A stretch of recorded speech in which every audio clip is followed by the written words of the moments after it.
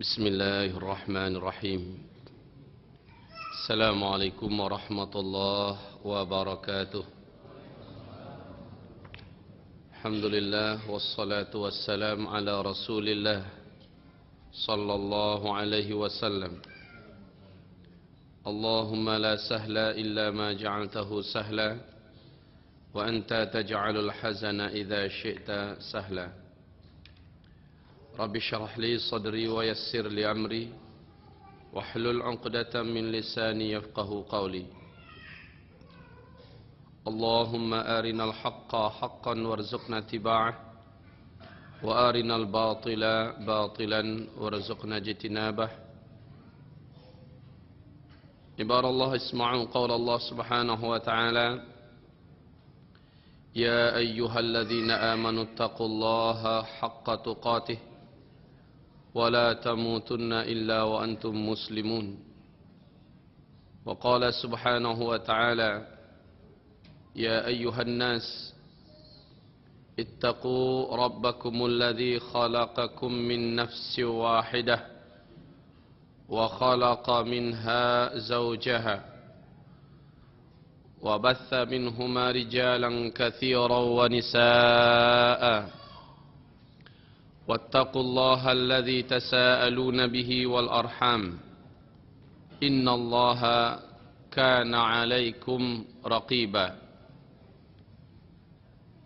وقال سبحانه وتعالى: يا أيها الذين آمنوا اتقوا الله وقولوا قولا سديدا يصلح لكم أعمالكم ويغفر لكم ذنوبكم ومن يطع الله ورسوله فقد فاز فوزا عظيما. اللهم ارحمنا بالقرآن. وقال النبي صلى الله عليه وسلم: فإن أصدق الحديث كتاب الله وخير الهدي هدي محمد صلى الله عليه وسلم وشر الأمور محدثاتها وكل محدثة بدعة وكل بدعة ضلالة وكل ضلالة في النار. وبعد. Ma'asyiral muslimin, arsyadani wa iyyakumullah. Segala puji kita haturkan dan selalu kita persembahkan kehadirat Allah Subhanahu wa ta'ala yang telah menjadikan kita, setelah memilih kita menjadi orang-orang yang beriman, setelah Allah menghadiahkan kepada kita sebagai kaum muslimin di muka bumi ini. Mudah-mudahan sampai menghembuskan nafas terakhir, amanah dan nikmat ini tetap Allah percayakan pada kita, meninggal dalam keadaan mukminin muslimin. Amin ya rabbal alamin. Kemudian salawat dan salam untuk Nabiullah Muhammad sallallahu alaihi wasallam serta untuk seluruh keluarganya dan para sahabat-sahabatnya serta siapapun yang mengikutinya sampai hari kiamat. Ma'asyiral muslimin yang kami muliakan, mari kita mulai dengan firman Allah Subhanahu wa taala, surat Al-Anbiya, surat yang ke-21, ayat yang pertama. Allah Subhanahu wa taala berfirman: A'udzu billahi minasy syaithanir rajim. Bismillahirrahmanirrahim. Iqtaraba lin-nasi hisabuhum wa hum fi ghaflatin mu'ridun. Telah mendekatlah kepada manusia saat-saat hisab mereka di padang mahsyar. Sangat dekat waktunya hisab dan tidak akan terjadi hisab kecuali setelah kiamat. Artinya ketika dikatakan hisab sangat dekat, maka kiamat tentu lebih dekat lagi. Dan Rasulullah sallallahu alaihi wasallam memberi isyarat, baini wa bainas sa'ah kahatain. Antaraku dan antara kiamat itu seperti ini, kata Nabi. Beliau menjarangkan sedikit jarinya. Ma'asyiral muslimin yang kami muliakan, lanjut daripada ayat tadi, wahum fi ghaflatin mu'ridun. Sementara semakin dekat kiamat itu, ternyata manusia pada hari itu adalah fi ghaflah, di dalam kelalaian, mu'ridun, lagi berpaling. Al-Hafiz Ibnu Katsir rahimahullah ketika menguraikan dalam tafsirnya, tafsir Al-Quran Al-Azim, tentang ayat ini, beliau mengatakan bahwa yang dimaksud dengan fi ghaflatin sebagai tanda dekatnya kiamat adalah manusia semakin rakus dengan dunia, sehingga lalai mereka untuk mempersiapkan dirinya buat kehidupan abadinya. Manusia semakin memburu dan gila dengan dunia, sehingga mereka benar-benar terwujud firman Allah, alhaakumut takatsur hatta zurtumul maqabir. Manusia benar-benar telah lalai oleh memburu dunia. Sebagai tanda dekatnya kiamat, mu'ridun, mereka berpaling. Apa yang dimaksud dengan berpaling? Mereka tidak percaya, lama lagi kiamat itu. Mu'ridun, mereka berpaling. Apa maksudnya? Mereka benar-benar tidak peduli mau kiamat-kiamatlah. Mu'ridun, mereka tidak mempersiapkan dirinya apa-apa. Mereka berpaling dan mereka akan menolak bahwa kiamat itu akan terjadi. Ayat ini sangat tepat ketika ditafsirkan dengan hadis Nabi Muhammad sallallahu alaihi wasallam, hadis yang diriwayatkan oleh Al-Hakim. Hadis yang diriwayatkan oleh At-Tabrani di dalam kitab Silsilah Al-Ahadits As-Sahihah nomor 1510. Apa sabda Rasulullah dalam hadis ini? Iqtarabatis sa'atu, telah mendekatlah kiamat itu dengan cirinya, wala yazdadun nasu ala dunya illa hirsa. Tidak ada yang bertambah pada manusia ketika kiamat semakin dekat, kecuali mereka semakin rakus dengan dunia. Orang semakin kemaru untuk memburu dunia. Padahal kiamat makin dekat, dia makin gila dengan dunia. Wala yazdaduna minallahi illa bu'da. Dan tidaklah mereka bertambah dengan Allah kecuali makin bertambah jauh. Ya. Makin bertambah jauh kaum muslimin. Ini hadis menjelaskan ayat yang di atas. Wa hum fi ghaflatin mu'ridun. Mereka lalai karena gila dengan dunia, mu'ridun, ya. Mereka berpaling dan semakin jauh dari Allah Subhanahu wa taala. Nah, kaum muslimin yang kami muliakan, ketika kita menyebutkan tentang menyongsong kedatangan Al-Mahdi, maka saya sungguh sangat tidak percaya kalau waktu kita maghrib dan isya akan mampu mewujudkan uraian ini. Muqaddimah aja butuh waktu minimal 2 jam. Karena uraian tentang masalah ini Nabi Muhammad SAW di dalam cerita yang diriwayatkan oleh Abu Hurairah, semoga Allah ridha kepadanya, Abdullah bin Mas'ud, Ubay bin Ka'ab, Hudzaifah bin Al-Yaman, ketika Rasulullah menguraikan tentang hadis-hadis fitan, tahukah Bapak Ibu? Ini uraian Nabi loh. Setiap hadisnya itu bermuatan dengan satu matan dan sanad-sanadnya masing-masing, dan butuh pencerahan dan penjelasan yang lebih rinci kalau dibahasakan ke bahasa kita. Sementara Nabi itu adalah jami'ul kalim. Orang yang bahasanya itu satu kalimat dikeluarkan bisa diartikan sekian luas. Itu pun beliau, kata Abu Hurairah radhiyallahu anhu dan Abdullah bin Mas'ud, Ubay bin Ka'ab, semoga Allah ridha kepada mereka seluruhnya. Selepas salat subuh, Rasulullah sallallahu alaihi wasallam naik ke atas mimbar. Fa khatabana ma khatabana. Rasulullah memberikan khutbah dan pidato kepada kami tentang apa-apa yang dulu pernah terjadi dan apa-apa yang nanti akan terjadi. Yang paling banyak diceritakan oleh Nabi adalah tentang fitan, tentang huru-hara dan fitnah-fitnah di akhir zaman. Sehingga apabila kita telusuri kitab Sahih Bukhari, Sahih Imam Muslim, Imam Ahmad, At-Tayalisi, Abu Daud, At-Tirmidzi, Ibnu Majah, Al-Hakim dan lain-lainnya, pasti ada bab tersendiri yang khusus membahas tentang al-fitan. Al-fitan. tentang fitnah-fitnah di akhir zaman. Ma'asyiral muslimin yang kami muliakan. Nabi berdiri di atas mimbarnya. Pidato. Kapan berhentinya, Pak? Di dalam hadis itu disampaikan Rasulullah baru turun dari mimbar ketika azan zuhur dikumandangkan, baru berhenti Rasulullah sallallahu alaihi wasallam. Dari ba'da subuh, Pak, sampai masuk waktu zuhur. Fanazala Nabiullah Muhammad sallallahu alaihi wasallam fa shalla bina. Rasulullah pun turun lalu melaksanakan salat zuhur berjamaah. Selepas salat sunat, beliau naik lagi, fasa'idal mimbar. Dia sambung, Pak. Sampai masuk waktu asar. Subhanallah. Sampai masuk waktu asar. Setelah itu, ketika waktu asar masuk, Nabi turun lagi dan salat berjamaah dengan para sahabatnya. Selepas salat selesai, zikir selesai, fasa'idal mimbar. Kembali beliau naik mimbar. Dan melanjutkan pidatonya sampai maghrib. Tidak ada di antara kami yang meninggalkan majelis itu. Tidak ada di antara kami yang meninggalkan majelis itu. Kalau kita kaum muslimin, wow.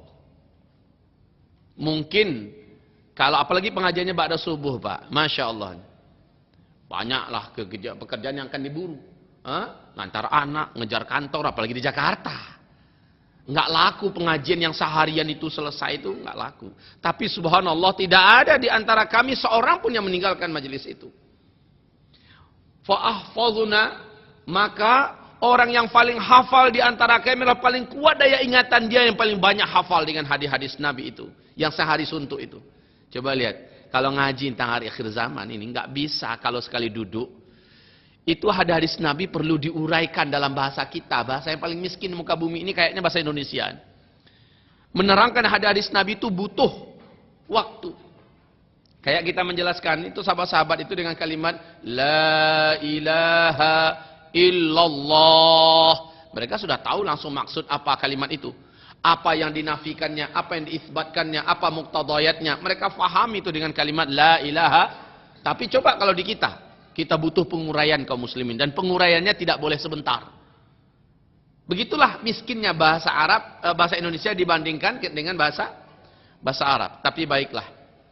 Artinya ketika kita menyampaikan tentang Al-Mahdi, maka kita tidak bisa menyampaikannya langsung ke topiknya. Imam Mahdi adalah seorang laki-laki, bla bla bla bla, bla bla bla. Nggak bisa begitu kaum muslimin.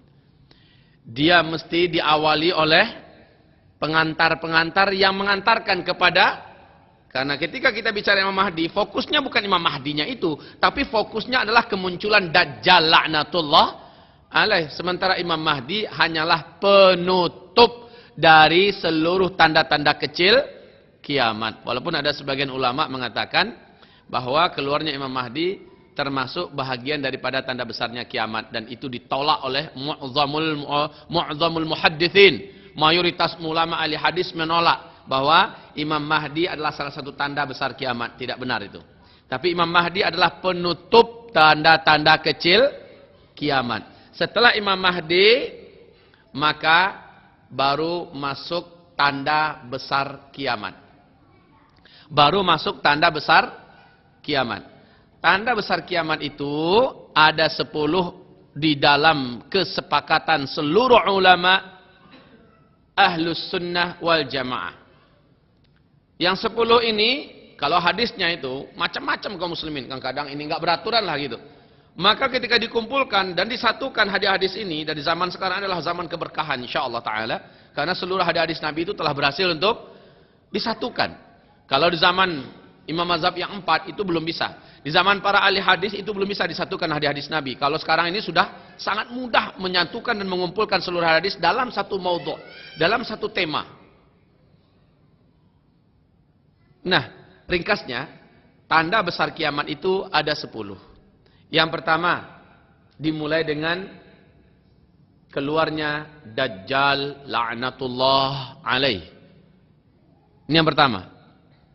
Untuk akidah kita Ahlus Sunnah wal Jamaah dalam kitab Mausu'atul Ijma' oleh Syekh Sa'di Khalid Abu Jaib, dijelaskan di situ ibarat Allah bahwa Dajjal ini tidak boleh diartikan dengan artian-artian dengan takwilan-takwilan yang menyimpang, tidak boleh diinterpretasikan dengan makna yang berbeda, seperti Nabi langsung mengatakan dia manusia. Manusia ya manusia, tidak boleh disebutkan dengan bahwa mereka itu adalah PBB, bahwa mereka itu adalah Amerika. Nggak bisa diartikan begitu kaum muslimin. Ini kesesatan dalam menafsirkan hadis. Ya, jadi Dajjal, ya Dajjal, siapa itu? Tamim Ad-Dari bercerita tentang Dajjal dalam hadis Sahih Bukhari. Dan ini tidak perlu kita uraikan sekarang. Jelas, tanda besar pertama kiamat adalah Dajjal. Tanda besar kiamat yang kedua, turunnya Isa alaihi salam. Tidak ada di muka bumi ini makhluk yang mampu dan berhasil menaklukkan bahkan membunuh Dajjal kecuali hanyalah Nabiullah Isa alaihi salam. Sehingga ketika Umar bin Khattab melihat Ibnu Sayyad mampu lari dari satu tiang kurma, satu pohon kurma ke satu pohon kurma dengan kecepatan Masya Allah. Ciri-cirinya mirip dengan Dajjal. Apa kata Umar, ya Rasulullah? Langsung dia hunus pedangnya oleh Umar ini. Itu Dajjal, saya ingin membunuhnya. Apa kata Rasul? Kalau itu Dajjal, hai Umar, maka kamu tidak akan berhasil membunuhnya. Bukan kamu dan atau siapapun yang punya wewenang dan mampu membunuhnya, tapi saudaraku kelak di akhir zaman, Isa, kata Rasulullah. Cuma dia yang mempunyai wewenang, kapasitas dan kemampuan yang diberikan oleh Allah untuk membunuh Dajjal. Jadi Umar, kalau itu Dajjal, kamu nggak akan bisa membunuhnya.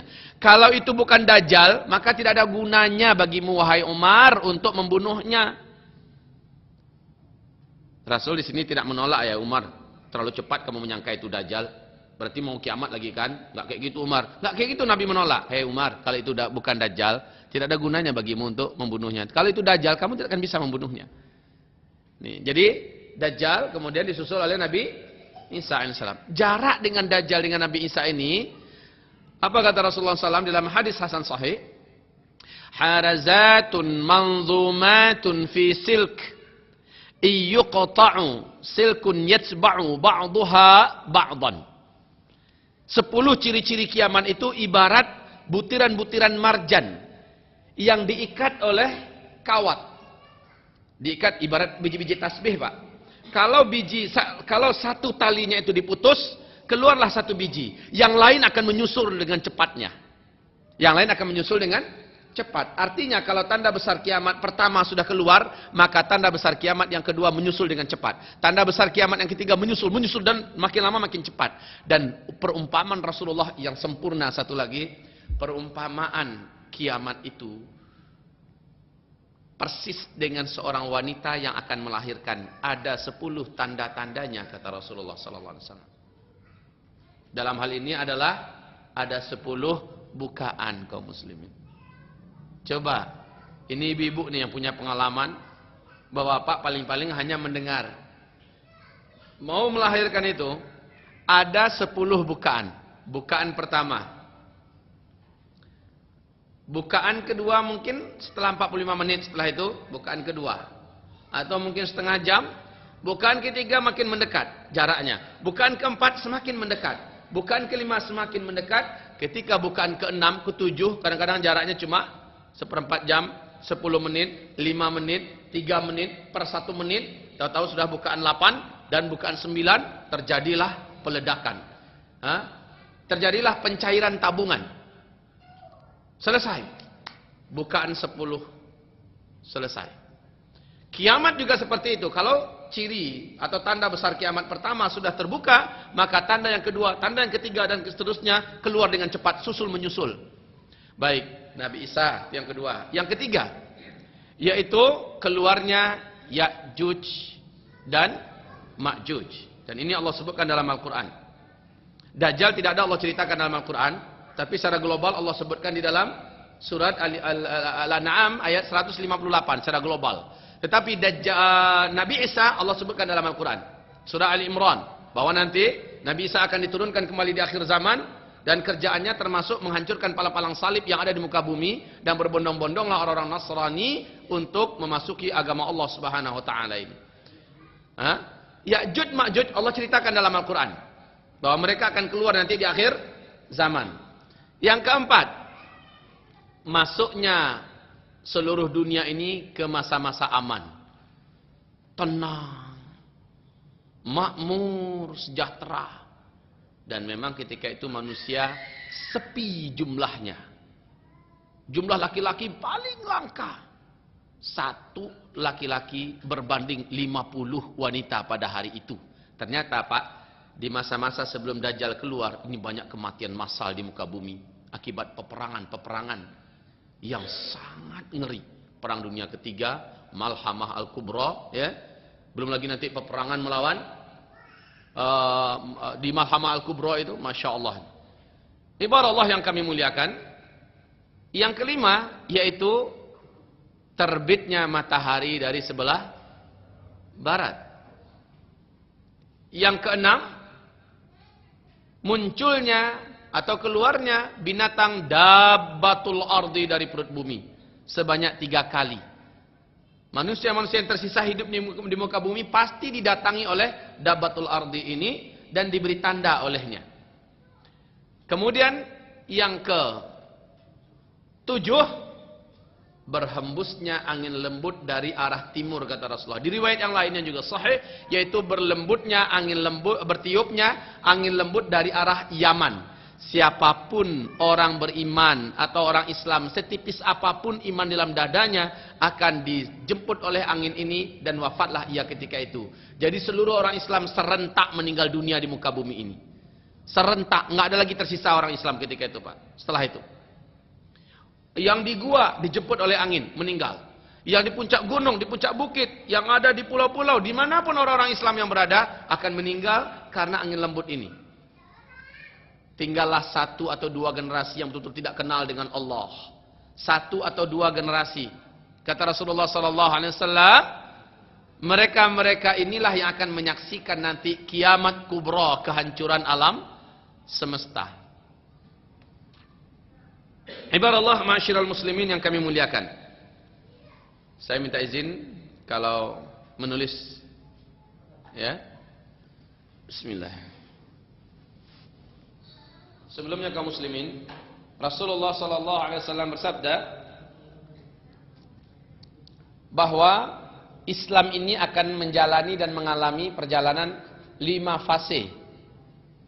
Artinya para ulama sehingga mengumpulkan umur umat Islam ini dari hadis-hadis Nabi itu akan menjalani 5 fase, Pak. Persis dengan manusia. Manusia mulai dari lahir ke muka bumi sampai meninggal dunia pasti menjalani 5 fase.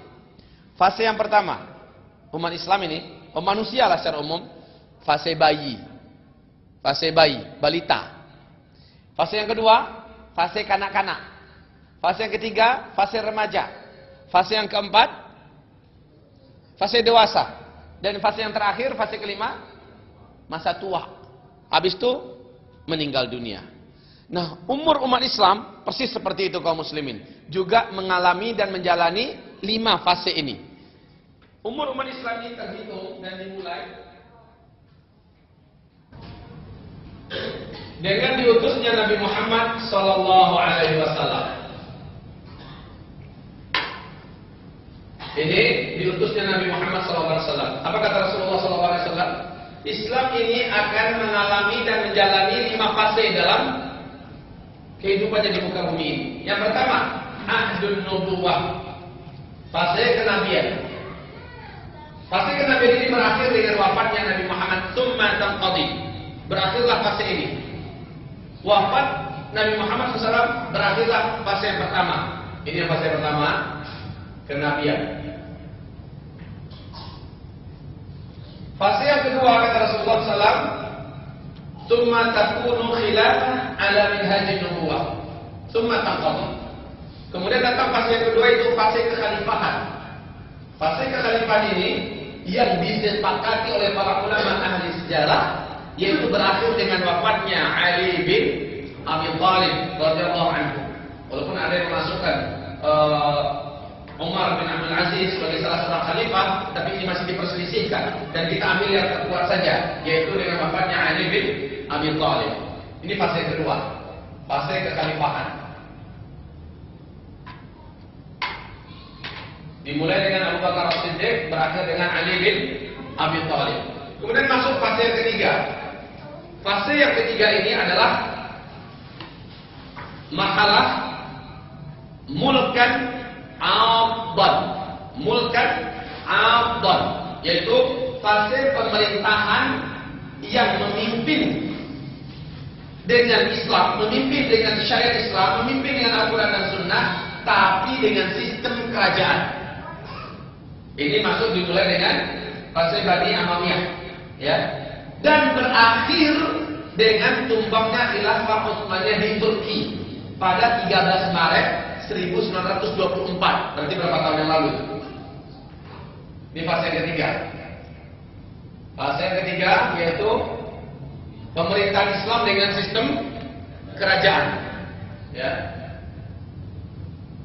kerajaan dengan sistem kerajaan. Walaupun secara pribadi ada gaduh di sana sini, ada yang fasik di antara penguasanya, dan di masa ini haram untuk keluar dari dan memberontak melawan kepada penguasa, karena mereka masih berpegang erat dengan Kitabullah dan Sunnah Rasul dalam pemerintahannya. Makanya dikatakan ini adalah fase pemerintahan yang menggigit, kerajaan yang menggigit, masih digigitnya Al-Quran dan Sunnah, berpegang erat pemerintahannya. Tapi fase keempat malah berlepas diri dari Al-Quran dan Sunnah, justru malah menghalangi jalannya Al-Quran dan Sunnah. Adalah fase yang keempat. Jadi fase yang ini berakhir pada 13 Maret 1924. Demikian. Selesai. Berarti masuk fase yang kelima, yang keempat. Nah, fase yang keempat inilah yang paling berat sesungguhnya kaum muslimin, dan kita ada di sini sekarang. Seluruh hadis-hadis Nabi yang berbicara tentang beratnya kondisi umat di akhir zaman adanya di fase yang keempat. Perlu kita sadari bersama. Pada fase yang pertama, fase yang kedua, fase yang ketiga, termasuk nanti fase yang kelima, umat Islam ini tidak bisa dikuasai oleh iblis laknatullah alaih. Syaitan mempunyai peluang-peluang yang sempit dan kecil untuk bisa memperbanyak pengikut. Tapi di fase yang keempat, ketika umat Islam kehilangan kekhilafan muka bumi, saat itulah syaitan yang dipimpin oleh iblis laknatullah alaih mempunyai peluang sebesar-besarnya memperbanyak calon penghuni neraka yang akan menjadi teman-temannya nanti dalam neraka. Di periode yang keempat, periode di mana banyaknya fitnah dan huru-hara, periode di mana banyaknya kemurtadan terjadi, kaum muslimin akan memuliakan. Yang keempat, saya sengaja panjangkan sedikit karena memang banyak agenda yang memulaikan pada yang keempat ini. Ini periode yang keempat disebut oleh Rasulullah fase ini dengan mulkan jabariyah. Sebut dengan fase mulkan jabariyah, yaitu fase pemerintahan yang diktator di muka bumi ini, Pak. Diktator itu maksudnya apa? Melarang umat Islam untuk memakai syariat Islam di seluruh pemerintahan yang ada di muka bumi. Ya, ini namanya fase mulkan jabariyah. Mulkan jabariyah.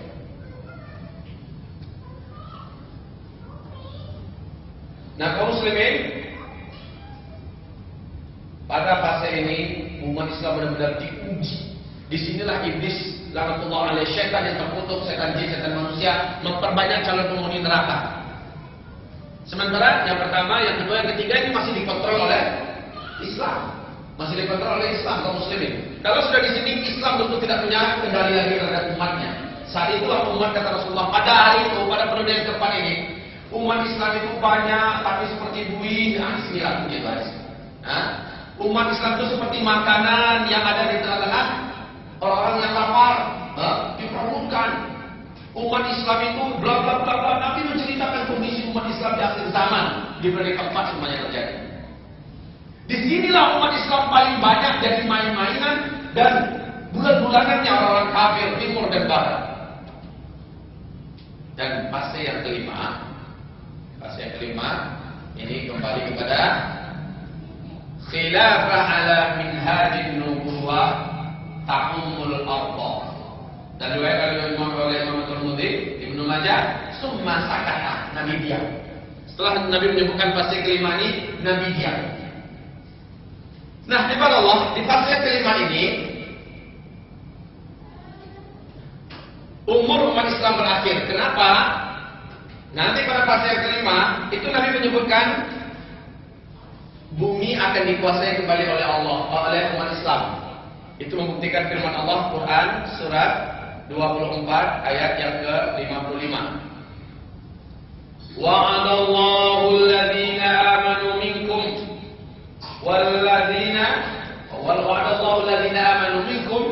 wa 'amilus shalihat la yastakhlifannahum fil ardi kama stakhlafal ladzina min qablihim. Allah benar-benar berjanji kepada orang yang beriman di antara kamu dan yang beramal soleh, la yastakhlifannahum fil ardi, sungguh benar-benar pasti mereka akan menjadi khalifah kembali, mereka akan menjadi pemimpin kembali di muka bumi. Kama stakhlafal ladzina min qablihim, sebagaimana orang-orang sebelum mereka telah menjadi pemimpin di muka bumi. 3 fase ini Islam memimpin dunia. Walaupun yang dipimpin baru 2/3 dunia. Kalau ini seluruh dunia dipimpin oleh Islam. Dalam hadisnya ta'ummul ardh, seluruh bumi ini dipimpin oleh Islam. Kalau di fase yang sebelumnya 2/3 cuma. Puncak pemerintahan Islam di bumi kan di zaman Umar bin Khattab, itu cuma 2/3. Tapi di yang terakhir seluruhnya. Nah, ibadah Allah yang kami muliakan. Tapi Nabi mengatakan nggak lama ini fasenya, hanya 7 atau 8 atau 9 tahun saja kata Nabi. Di sini nanti Imam Mahdi memimpin, lalu beliau meninggal dalam fase kelima. Di sini nanti Nabi Isa juga meninggal dunia. Dan di sini pula nanti Imam Mahdi diganti oleh Al-Qahtani dalam hadis yang sahih tentang pengganti Imam Mahdi. Lalu di sini pula nanti bertiuplah angin lembut dari arah timur. Itu tanda besar kiamat yang keberapa? Yang ke-7, Pak. Yang ke-7, tanda besar kiamat yang ke-7. Angin lembut. Angin lembut. Tanda besar kiamat yang ke-6 di sini. Apa itu? Apa? Munculnya binatang dabatul ardh. Ini Allah sebutkan dalam Al-Quran. Binatang itu akan memberi tanda kepada orang-orang beriman. Maka siapapun orang beriman yang disentuhnya akan putih bernilai wajahnya, terang berseri. Sementara orang kafir yang diberi tanda oleh binatang ini akan hitam legam wajahnya seperti pantat kuali. Sehingga antara orang mukmin dengan orang kafir duduk di warung, istilahnya makan mereka, hai mukmin makanlah. Apa kata teman-teman? Hai kafir ambillah. Begitu jelasnya perbedaan antara mukmin dan kafir ketika itu. Nah, ini kemudian yang kelima. Tanda besar kiamat yang kelima, yaitu matahari terbit dari arah barat. Matahari M. Betul-betul matahari Pak fisiknya. Kalau kita menelaah ada hadis Nabi yang berbicara tentang hilangnya matahari. Jadi matahari itu bukan fenomena alam. Betul-betul matahari ini meninggalkan galaksi kita, galaksi apa? Bima Sakti. Betul-betul meninggalkan galaksi Bima Sakti ini, bahkan meninggalkan seluruh galaksi-galaksi yang 100 miliar lebih yang ketemu oleh NASA Amerika, meninggalkan matahari dan mereka dia sujud di bawah arsy Allah SWT dalam waktu yang cukup lama. Terakhir Allah memerintahkannya, hai matahari, sekarang kembali ke tempatmu semula dan terbitlah engkau dari arah barat. Ini bagian terakhir. Betul-betul matahari, jadi jangan diterjemahkan. Ada pula yang mengatakan ini mentakwil-takwil, nggak ada, ini semuanya sesat. Mentakwilkan yang maksudnya matahari dari barat itu Islam itu sebenarnya dari barat, dari Eropa, dari Amerika. Tuh buktinya sudah banyak orang Islam sekarang. Jangan liar begitu menafsirkan hadis. Karena ada nas-nas yang lain yang mengontrolnya. Kita tidak boleh sembarangan. Kaum muslimin akan memuliakan. Ya. Nah, tanda kiamat besar yang keempat mulai dari sini tuh. Apa ini? Masuknya bumi ini dan kaum muslimin kepada masa aman yang hanya berjalan 7, 8 atau 9 tahun saja kata Rasulullah. Ini masa-masa aman. Masa-masa aman. Di masa-masa aman ini Masya Allah emas itu berserakan di mana-mana. Bahkan ada orang yang mengatakan emas, Pak, terimalah Pak sedekah saya emas. 1 genggam ini saya bawa emas. Apa kata si Bapak? Sorry Pak, mau diapakan tuh Mas? Di belakang di dapur saya lihat mau diapakan. Saking makmurnya manusia ketika itu, mereka menolak. Nggak ada lagi zakat, nggak ada lagi sedekah, semuanya menolak, semuanya pada makmur. Tapi ingat jumlah manusia ketika itu sangatlah sedikit. laki-laki cuma 1, wanita berbanding 50. Ternyata habisnya kaum laki-laki ini ada di masa periode keempat ini. Subhanallah. Di periode keempat ini banyak kaum laki-laki muka bumi yang meninggal dunia. Kita akan saksikan sebentar lagi kalau ada waktu, kalau cukup waktu. Bisa kita jaga. Pokoknya saya dihubungkan oleh tadi nanti azan, kumandangkan dulu azan, kita lanjutkan sebentar, dan kalau mau tanya jawab silakan, tetapi kita belum masuk ke tema, makanya saya katakan tadi ini baru pengantar. Kalau udah masuk ke tema Pak, subhanallah, akan ada sesuatu yang luar biasa terjadi pada diri kita, yaitu cinta Allah, cinta Rasul, cinta Islam, dan ingin mengambil dunia ini sebanyak-banyaknya untuk dipersembahkan kepada Allah Subhanahu wa taala. Jadi ini akan kita harapkan merubah mindset kita, merubah mindset kita. Kita ingin hidup muka bumi itu apa? Kalau ini kita uraikan dengan sistematis dan ilmiah, dampaknya nanti adalah seperti yang terjadi pada para sahabat. Seluruh sahabat rindu mereka dengan Allah, cinta mereka dengan kehidupan akhirat. Kemudian remeh mereka memandang dunia ini dan tidak berharga dunia, walaupun mereka memburu dunia ya. Tapi seluruh yang mereka dapatkan dari dunia adalah untuk keridhaan Allah Subhanahu wa taala. Ini yang kita harapkan bisa kita warisi dari pembahasan ini. Bukan yang semata-mata mengangkatkan ini ya, tetapi adalah warisan di mana akidah kita hendaknya seperti akidah para sahabat. Baik. Masuk. Mana lagi?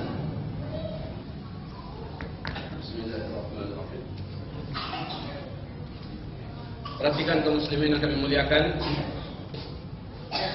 Pada periode keempat ini, umat Islam pasti akan menemukan 3 ciri atau 3 tanda besar kiamat. Yang pertama, keluarnya Dajjal laknatullah alaih.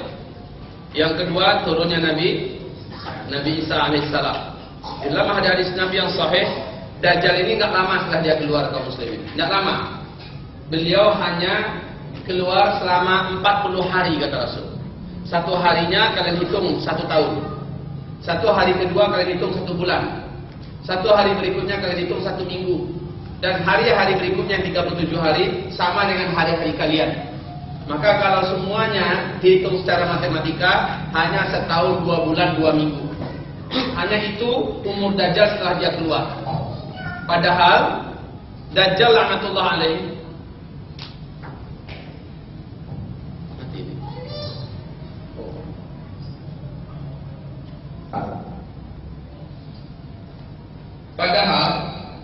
di dalam Sahih Muslim, Tabi Ad-Dari pernah bercerita bahwa saya sewaktu masih beragama Nasrani terdampar di sebuah pulau di Laut Yaman. Dan di pulau itu ternyata hutannya sangat lebat. Saat saya memasuki hutan itu, saya dicegat oleh satu makhluk yang tinggi dan besar, berbulu hitam, sehingga tidak lagi ketahuan yang mana bagian mukanya, mana bagian belakangnya. Makhluk itu bisa berbicara, jassasah. Makhluk itu bisa berbicara dan dia berkata, ada seseorang yang menunggu engkau di dalam gua sana, datangilah dia. Dia ingin menanyakan beberapa perkara kepadamu. Setelah saya merasa bahwa makhluk ini tidak akan mencelakakan saya pun mulai tenang, kata Tamim Ad-Dari, dan saya pun menuju ke dalam gua itu. Saya temukan di dalam gua itu seorang laki-laki gompal, sedang tergeletak dirantai dengan rantai yang besar kakinya, tangannya, dan sampai rantai itu ke tengkuknya. Laki-laki itu bertanya kepada saya, apakah Muhammad dari Arab sudah keluar, sudah muncul sebagai nabi? Saya menjawab, sudah. Kalau begitu sebentar lagi giliran saya akan keluar. Apakah sungai Danau Tiberia masih berair? Masih. Kalau begitu sebentar lagi akan keluar. Tanya jawab ini terjadi. Nah, ketika dia masuk Islam, Nabi bercerita tentang Dajjal. Teringat oleh Tamim Ad-Dari apa yang disaksikan di dalam gua itu. Lalu dia bertanya, Rasulullah, cirinya begini, kata Rasulullah, itulah Dajjal. Berarti Dajjal itu memang masih sudah hidup jauh sebelumnya. Kaum muslimin dan dia dilantai, termasuk makhluk yang Allah abadikan umurnya. Jadi 5 makhluk yang Allah abadikan di alam semesta ini: malaikat, iblis laknatullah alaih, hanya iblis tapi anak turunannya tidak ya. Kemudian Dajjal laknatullah alaih, Siapa lagi? Nabiullah Isa alaihissalam. Siapa lagi? Ya'juj dan Ma'juj. Ini 5 makhluk ini Allah panjangkan umur mereka. Yang lainnya seperti Nabi Nuh, sepanjang apapun umurnya meninggal juga pada akhirnya. Nah, kaum muslimin akan memuliakan. Baik, Dajjal Isa alaihissalam, berarti jarak antara Dajjal dengan Nabi Isa turun, jarak Dajjal anakullah dengan Nabi Isa turun itu hanya setahun, 2 bulan, 2 minggu. Nabi Isa turun, Dajjal pun dibunuh. Ini punya kisah yang sangat seru. Ya, kalau seandainya berimanlah orang-orang Hollywood itu, tentulah mereka bisa membuat film yang mereka punya kemampuan untuk itu. Untung saja mereka sekarang ini masih kafir. Jadi tidak usah yang macam-macam ini mereka film-filmkan. Tapi kegiatan mereka kan selalu kayak gitu. Khayal-khayalan dongeng-dongeng yang mereka dengar itu bisa mereka filmkan. Baik kaum muslimin, Ya'juj dan Ma'juj lain lagi nanti. Nah, sekarang kita singkirkan ini dulu sebentar ke belakang. Kita singkirkan ini dulu sebentar ke belakang. Kita lihat ke depan, yaitu yang terkini dengan kita. Allah, yang terkini ini, seluruh tanda-tanda kecil kiamat menjelang datangnya Imam Mahdi adalah penekanan kita. Berarti ini Imam Al-Mahdi. Kerja Imam Al-Mahdi ini bukan Al-Mahdi versi Syiah, bukan. Kalau Al-Mahdi versi Syiah di kitab-kitab hidup mereka itu serem. Kerjaan Imam Mahdi itu nanti setelah bangkit, setelah keluar katanya dia akan membangkitkan Abu Bakar dari kuburannya, Umar bin Khattab dari kuburannya, bahkan Bunda Aisyah dari kuburannya, lalu disiksa sampai hari kiamat. Kemudian kerjaan Imam Mahdi versi Syiah, dan itu ada hadisnya, ada hadis palsu yang mereka karang-karang di kitab-kitab hidup mereka, yaitu menghancurkan seluruh masjid-masjid Sunni di muka bumi ini. Dan orang-orang Sunni yang tidak mau masuk Islam akan dibantai. Jadi ngeri sekali Imam Mahdi versi Syiah ini. Sementara Imam Mahdi yang disebutkan dalam hadis-hadis yang sahih sampai ketika mutawatir maknawi, justru kebalikan daripada itu. Dari dunia yang penuh dengan kezaliman dan kelaliman, dirubah oleh beliau menjadi dunia yang penuh dengan kesejahteraan dan kemakmuran. Dunia yang penuh dengan kebrutalan dan huru-hara dibuat oleh beliau menjadi tenang dan kembali sejahtera. Kaum muslimin yang kami muliakan. Lalu di zaman beliau berbondong-bondong orang masuk ke dalam Islam. Di zaman beliau semasa aman ini maksudnya. Berbeda dengan Mahdi versinya Syiah, dan kita menolak Mahdi versi Syiah, dan memang itu memang tidak ada. Kalau saya kaum muslimin mau menyaksikan sekarang ini, mereka sudah persiapkan, saking yakinnya orang Syiah pada hari ini, mereka sudah persiapkan sebuah kuda putih lengkap dengan pedang khusus, katanya sebentar lagi Al-Mahdi akan keluar di kuda tunggangannya. Mereka sangat yakin, dan Al-Mahdi akan membawa Al-Quran yang asli. Sementara Al-Quran yang sekarang kan Al-Quran palsu semua. Al-Quran yang sudah dibohongi oleh sahabat-sahabat Nabi, yang sudah diputar-putar, yang dibutuhkan oleh sahabat Nabi. Itu kata orang Syiah kaum muslimin. Ya.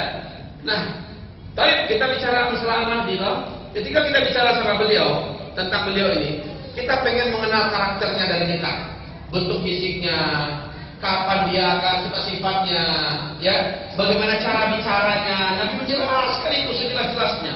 Kapan dia keluar? Dengan menjelaskan kapan beliaunya akan keluar, maka tertutuplah dan bungkamlah seluruh pembohong-pembohong yang mengaku dirinya adalah Al-Mahdi. Karena Al-Mahdi sesungguhnya tidak pernah berharap kalau dia yang diangkat oleh Allah menjadi Al-Mahdi. Apalagi yang sekarang mengaku, saya adalah Al-Mahdi, saya adalah Al-Mahdi, guru kami adalah Al-Mahdi. Ada ciri-ciri alamnya, ada ciri-ciri fisiknya, dan ada waktunya Al-Mahdi itu untuk keluar. Dan ini tidak bisa direkayasa, tidak bisa dibuat-buat. Kaum muslimin akan memuliakan. Ciri-ciri ini sangat penting untuk diketahui agar kita tidak mudah dibohongi, agar kita tidak mudah dibodoh-bodohi. Baik. Sebelumnya kaum muslimin secara singkat saja, di zaman Al-Mahdi ini manusia sudah kembali wa ta'uduna, dan kamu akan kembali kama kuntum, sebagaimana dulu kamu berada. Kamu akan kembali, kamu akan menggunakan pedang, kamu akan menggunakan tombak, kamu akan menggunakan panah, dan kamu akan menunggangi kuda. Zaman Al-Mahdi ini seluruh teknologi sudah tidak ada. Nah, makin tak percaya kita kiamat itu dekat kan? Sementara kita sekarang ada di puncak-puncak teknologi. Sementara di zaman Al-Mahdi teknologi itu sudah tidak ada lagi. Bagaimana? Masyarakat Muslimin, seorang ilmuwan dari Barat yang sudah meninggal kurang lebih 2 tahun lalu, namanya Steve Jobs. Dia salah seorang petinggi di Apple. Beliau berkata, saya adalah orang yang terakhir menemukan teknologi. Sebentar lagi setelah saya, kalian semua akan kembali ke zaman batu. Apa pentingnya kita menyebutkan ungkapan beliau? Jelas kita tidak akan percaya dengan ramalan apapun yang diramalkan oleh makhluk manapun. Kita tidak akan percaya. Kita hanya selaku orang beriman percaya dengan Al-Quran dan hadis Nabi yang sahih. Tapi Steve Jobs ternyata berbicara dengan fakta ilmiah yang mendukungnya. Dan subhanallah, Albert Einstein juga mengungkapkan ungkapan yang berkesan. Pada perang dunia ketiga besok ini kalian akan berperang kembali dengan senjata manual, menggunakan besi, pedang, panah, tombak, dan kalian akan kehilangan seluruh teknologi kalian. Dari mana itu bisa datangnya? Maka jawaban ini kaum muslimin memuliakan bermula dengan bumi ini dihantam oleh meteor dari langit. Dimulai dengan hantaman meteor dari langit, dan Rasul pun menyebutkan itu. Rasulullah menyebutkan itu. Meteor ini secara bahasan ilmiahnya kaum muslimin akan memuliakan, dia mempunyai daya yang sedrit. Meteor besi mempunyai daya yang luar biasa kuatnya, punya daya magnet yang sangat luar biasa, elektromagnetik yang sangat luar biasa, sehingga apapun benda-benda terbuat dari metal di muka bumi ini, yang terbuat dari logam, terutama besi, itu akan terinduksi oleh medan magnet yang sangat kuat yang dibawa oleh meteor itu. Jadi salah satu meteor yang ditemukan sekarang ini di ruang angkasa. Kan kemarin ini baru-baru setelah meteor pertama menabrak bumi tanggal berapa? Tanggal berapa? Benar, tanggal berapa? Bukan, itu salah. Dia prediksi mereka demikian, ternyata meleset. Yang benarnya tanggal 15 Februari, hari Jumat, kan itu kan? Tanggal 15 Februari, hari Jumat yang lalu 2013. Ini meteor yang pertama. Beratnya seberat 70.000 ton. Jatuhnya di Rusia, Siberia, dan menghancurkan gedung-gedung yang terbuat dari kaca. Sehingga akibat daripada gelombang kejutnya yang luar biasa keras itu, seperti anak panah yang menabrak dan menusuk siapapun manusia yang ada sekitar situ. Sehingga lebih 1.200 korban manusia yang alhamdulillah tidak ada sampai korban mati. Tetapi masya Allah kaum muslimin, itu yang pertama jatuh. Yang kedua kapan? Ini yang mengikuti berita pasti tahu. Tanggal berapa? Kemarin ini kejadiannya. Harinya hari Minggu malam. Februari, Maret, April. Tanggal 15 April. Kaum muslimin akan memuliakan meteor yang kedua sudah jatuh di Argentina. Mereka sedang melakukan konser musik di malam hari. Di 8 kota langsung terang benderang. TV1 pernah memberitakan ini. Terang benderang baru kemarin ini. Dan ternyata setelah jatuhnya meteor pertama di Rusia tanggal 12 Februari itu, hari Jumat, siang hari, itu NASA Amerika langsung memberikan pengumuman kepada dunia secara resmi bahwa sekarang ini bumi kita itu sedang memasuki sungai meteor. Dari ratusan ribu meteor yang ada melintas sekitar bumi kita, 1.300-nya sudah diprediksi akan menabrak bumi. 1.300 meteor dalam 4 tahun ini. Dari 2013 sampai 2016 akan ada sejumlah 1.300 meteor. Ini di koran-koran sudah dikeluarkan ini berita ini. 1.300 meteor yang akan menabrak bumi. Nah, meteor ini berbeda-beda besarnya. Ada yang besarnya 100 meter dan diameternya, ada yang besarnya macam-macam perbedaannya di kaum muslimin.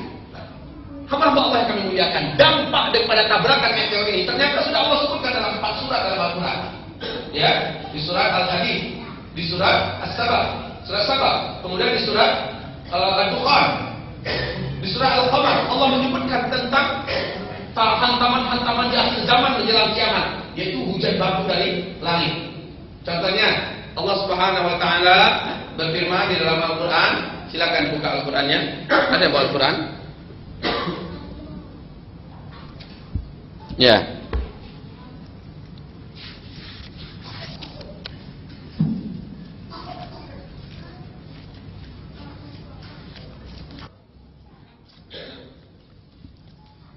A'udzu billahi minasyaitonir rajim.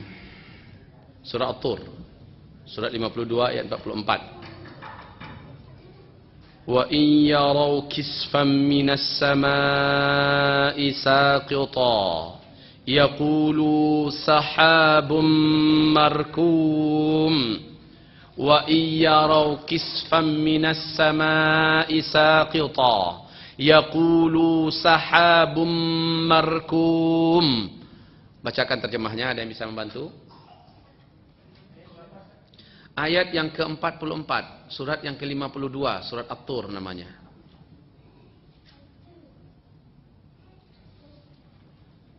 Surat At-Tur, surat yang ke-52, ayat 44. Dan jika mereka melihat gumpalan-gumpalan awan berjatuhan dari langit, mereka berkata, itu adalah awan yang bertumpuk-tumpuk. Gumpalan awan di situ. Padahal kisfan itu adalah gumpalan-gumpalan langit yang jatuh ke bumi. Kisfan, kisf, ya. Apabila mereka melihat sebahagian atau gumpalan langit itu jatuh ke bumi, yaqulu sahabun markum. Itulah awan yang bertindih-tindih. Kurang lebih 10 hari yang lalu di malam hari, saya mengikuti channel khusus ilmiah, ya, di mana NASA Amerika memberikan penjelasan dampak jatuhnya meteor. Ternyata meteor itu kecepatannya di ruang angkasa itu, kaum muslimin, 120.000 km per jam. 120.000 km per jam. Kecepatannya dahsyat sekali. Kalau di antara meteor itu ada yang menabrak bumi, masuk ke dalam bumi, kalau dia kecil dari diameternya, dia akan terbang hangus dan terbakar di langit, meledaknya di langit. Seperti di Argentina kemarin ini, sudah sempat meledaknya di daratan kita, tapi meledaknya di ruang angkasa. Sehingga terang, 8 kota itu terang bagaikan siang hari untuk beberapa detik. Masya Allah ya, 8 kota langsung terang bagaikan siang hari. Karena meteor kecil itu meledaknya masih di udara. Tapi kalau sempat garis diameter 100 meter saja berhasil lolos dan menabrak laut, Michel Penn menjelaskan, seorang pakar astronomi dunia menjelaskan akan terjadi gelombang tsunami sejauh 100 km lebih, setinggi 70 cm. Ya, 70 cm ada masalah. Tapi kalau yang menabrak bumi itu dan jatuhnya ke laut, garis diameternya 2 km, gelombang tsunami yang akan terjadi adalah 230 meter. Maka New York hilang selama-lamanya. Florida, New Zealand, termasuk Jakarta selamat tinggal. Kita semua yang ada di sini masuk surga semua. Amin. Ya amin nih, jatuh meter. Masuk surga. Tapi mau diapakan kan begitu ceritanya. Subhanallah muslim. Nah ini kalau memang di antara 1.300 meteor ini akan menabrak bumi dalam rentang waktu 4 tahun ke depan ini, kaum muslimin. Di sini ada ukuran-ukuran meteor yang berbeda-beda. Hanya berbeda-beda. Dan yang sudah diketemukan meteornya, mereka beri nama dengan 2003 Kiki 47. Besarnya 1,2 km garis diameternya. Ini diperkirakan menabrak bumi di 2014 dengan teknologi mereka di 2014. Nggak tahu bulannya. Apa kata pemerintah Rusia kira-kira 2 bulan yang lalu? Tidak ada yang bisa menyelamatkan bumi kita kecuali doa. Kecuali doa. Negara anti agama gitu, ngomong kecuali doa, cuma itu menyelamatkan bumi. Kan waktu jatuh di Rusia pertama, itu kan langsung dirilis berita-berita resmi bahwa Rusia sibuk mengajak Amerika, mengajak China, mengajak Prancis dan negara besar dunia untuk bersatu melindungi bumi dari hantaman hujan meteor. Masya Allah di muslim. Jadi kita lanjutkan. Lah kalian sebesar ini menabrak bumi, hasilnya terjadi apa? Surat At-Tur tadi. Itu yang terjadi hasilnya. Dan itu dilihatkan visualisasinya, ya. Bagaimana ilustrasinya digambarkan oleh pakar-pakar Amerika itu, pakar astronomi. Ketika menabrak bumi dengan kecepatan segitu dari luar angkasa 120.000 km per jam, maka tabrakan itu akan terjadi pergesekan yang ekstrim dengan lapisan ozon kita. Dan itu akan menyebabkan lapisan luarnya terbakar. Dan debu serta asap yang keluar dari meteor itu seperti ledakan satu gunung Merapi, Pak. Akibat asapnya. Sementara dia akan bagian luarnya itu yang sudah lemah bertahan, dia akan terpencar dari induknya meteor ini. Pecahan itu pun mempunyai daya ledak yang mengerikan sekali. Satu meteor saja bisa mempunyai daya ledak paling minimal itu 1.000.000 kali lipat dari nuklir yang meledak di Nagasaki. 1.000.000 kali lipat. Dan itu pecah di ruang angkasa yang induknya tetap menabrak bumi. La haula wa la quwwata. Dan di sini salah satu meteor itu disebut dengan Sidewind. Sidewind yang mempunyai gelombang elektromagnetik yang sangat kuat sekali, medan magnet yang sangat kuat, sehingga seluruh logam yang ada di permukaan bumi termasuk besi itu akhirnya terinduksi. Pada akibatnya bagaimana? Mobil masih ada, Pak, tapi mesinnya kan ada dari logam, dari besi kan, itu tak bisa bergerak lagi. Di starter nggak ngomong, semuanya pada menyatu. Nggak bisa. Pesawat masih ada, kapal induk ada, gimana pabrik-pabrik raksasa, pembongkar penggali minyak macamnya berhenti secara total. Ini peluangnya kaum muslim, peluang untuk habis seluruh teknologi secara mendadak. Kemudian dia juga mempunyai gelombang yang saya sebut tadi dengan elektromagnetik, ya. Ini yang menyebabkan seluruh daya radar alat komunikasi terhenti secara total, berhenti secara total. Ini diceritakan memberikan penjelasan bagaimana bisa nanti teknologi kita berhenti secara total. Tidak lagi kita kembali ke zaman ke-8. Jadi tidak salah kalau pada hari ini kaum muslim akan memuliakan. Kalau kita mau melihat kita dunia sekarang, kok ya orang Kristen Ortodoks di yang ada di Prancis, yang ada di Inggris, yang ada di Belanda, di bawah gereja itu sudah mulai melatih para pemudanya dengan latihan pedang, lagi menombak, lagi memanah, karena mereka meyakini sebentar lagi teknologi akan berakhir. Mungkin kita masih sangat bangga memainkan HP mahal kita, ya. Sebentar lagi HP mahal itu akan jadi mainan di laut itu. Yang bisa dirilis. Kan tidak ada guna lagi. Mobil cakep hanya jadi pemandangan saja masa lalu yang telah berlalu. Yang bisa diapa-apakan kalau misalnya. Harta manusia ketika itu adalah iman dan amal soleh. Belum lagi akhirat ada.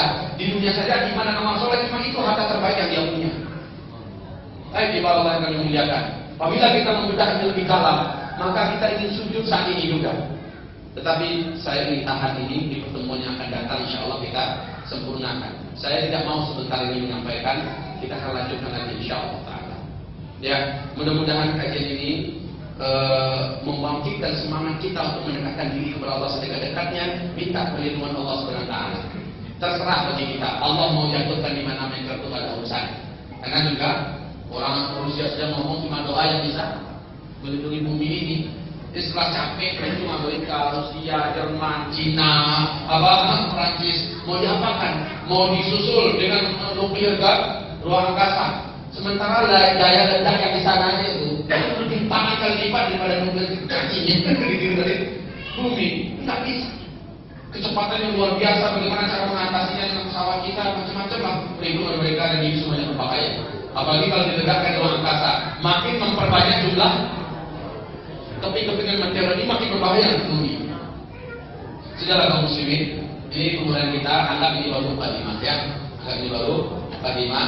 Jika memang safari Ramadan kami di bulan yang akan datang Allah izinkan kembali, kita bertemu semuanya sehat, kita akan lanjutkan lagi. InsyaAllah dilengkapi dengan petunjuk-petunjuk Rasul cara menjaga diri, cara melindungi iman, cara melindungi keluarga, dan yang paling penting sekali hari ini adalah tidak ada yang terbaik yang bisa kita lakukan pada hari ini kecuali mohon kepada Allah agar kita diterimanya sebagai hambanya, minta kepada Allah agar kita dibuatkan beribadah kepadanya, dan minta kepada Allah agar dunia yang ada di tangan kita pada hari ini dunia yang ada di tangan kita pada hari ini, kita dikuatkan hati oleh Allah bisa memanfaatkannya untuk mendekatkan diri kepada Allah Subhanahu wa taala.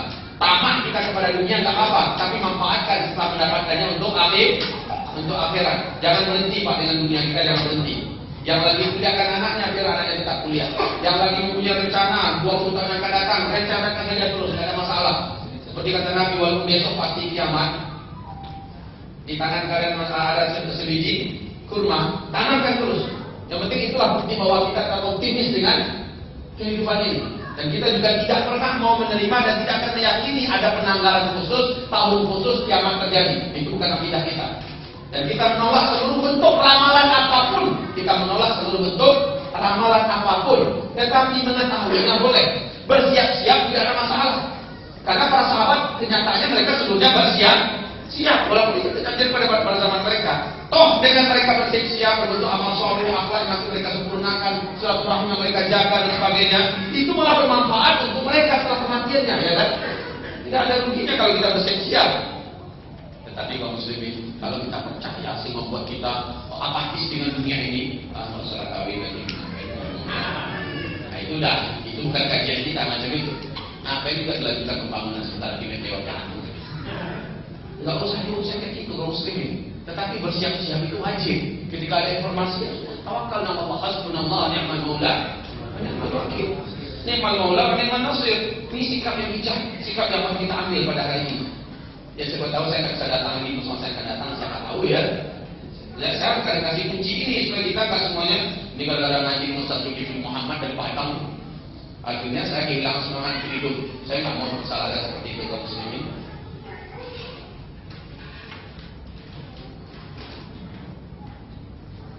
Ini rupanya beliau menangkap tentang akhir zaman itu dengan bergerak secepatnya untuk membantu kembangnya Islam ini, khususnya dengan menopang para dai-dai kita yang dikirimkan ke daerah pedalaman, termasuk dai-dai yang sudah disiapkan 4 orang ya.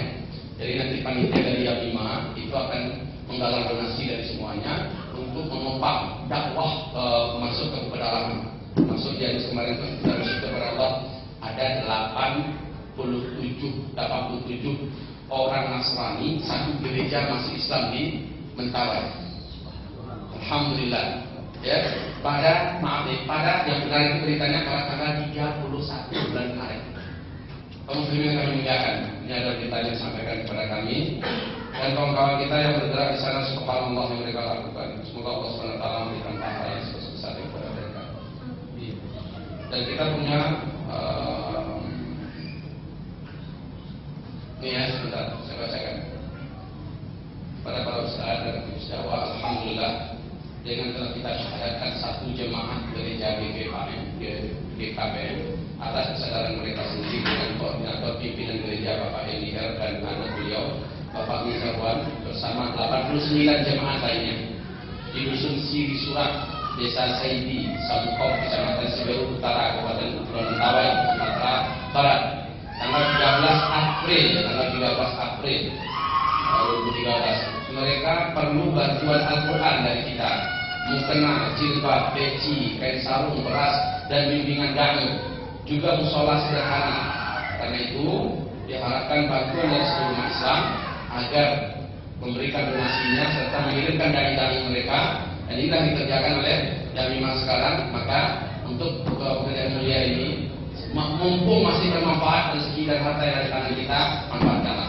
Mudah-mudahan seluruh kita nanti menanggung hasil yang besar dari sisi Allah Subhanahu wa taala. Demikian saja dulu kaum muslimin. Jadi acara diskusinya gimana ceritanya nih? Ya, berarti kita sudahilah ya. Kita sholat, kemudian kita anggap pengajian kita berakhir sampai di sini. Insyaallah taala di pertemuan berikutnya Allah memberikan kesempatan kepada kita sempurnakan. Yang benar dari Allah dan dari Rasulnya, yang salah adalah dari diri yang lemah ini dan dari syaitan yang terkutuk. Allah dan Rasulnya berlepas diri dari kesalahan yang kami dan yang hamba-hambanya buat. Kita tutup dengan istighfar dan doa kafaratul majlis. Astaghfirullah, astaghfirullah, astaghfirullah. Subhanakallahumma wa bihamdika, asyhadu an la ilaha illa anta, astaghfiruka wa atubu ilaik. Assalamualaikum warahmatullahi wabarakatuh.